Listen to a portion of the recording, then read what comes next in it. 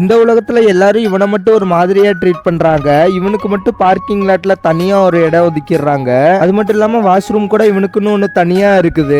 எங்க போனாலும் இவனை மட்டும் வெறுக்கிறாங்க எல்லாருமே.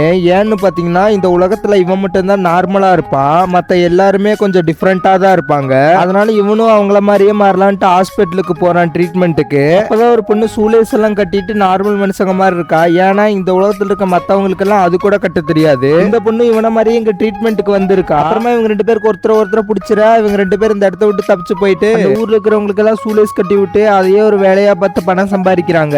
இதே வேலையை வழக்கமா செஞ்சுட்டு இருக்கும்போது ஒரு நாள் ஒருத்தர் ஷூல ஒரு ஸ்டிக்கர் இருக்கிறத நோட்டீஸ் பண்றாங்க. அப்பதான் இவங்களுக்கு ஒரு ஐடியா தோணுது. சூலேஸ் இருக்கிற ஷூக்கு பதிலா இவங்க பாத்தீங்கன்னா வெல்க்ரோ ஷூஸ் ஒன்னு கண்டுபிடிக்கிறாங்க. இது பாத்தீங்கன்னா எல்லாருக்குமே ரொம்ப பிடிச்சிருது. அப்புறம் இவங்க கடையில கூட்டம் அலமோத ஆரம்பிச்சிருச்சு. எல்லாருமே அந்த ஷூவை வாங்க ஆரம்பிச்சுட்டாங்க. கொஞ்ச நாள்ல பாத்தீங்கன்னா அவங்க ஊர்லயே இவங்க மிகப்பெரிய பணக்காரங்கள் ஆயிடுறாங்க. இதே மாதிரி டிஃபரெண்டான ஸ்டோரிஸ் சொன்ன மாதிரி சேனலை சப்ஸ்கிரைப் பண்ணுங்க ஃப்ரெண்ட்ஸ். By by.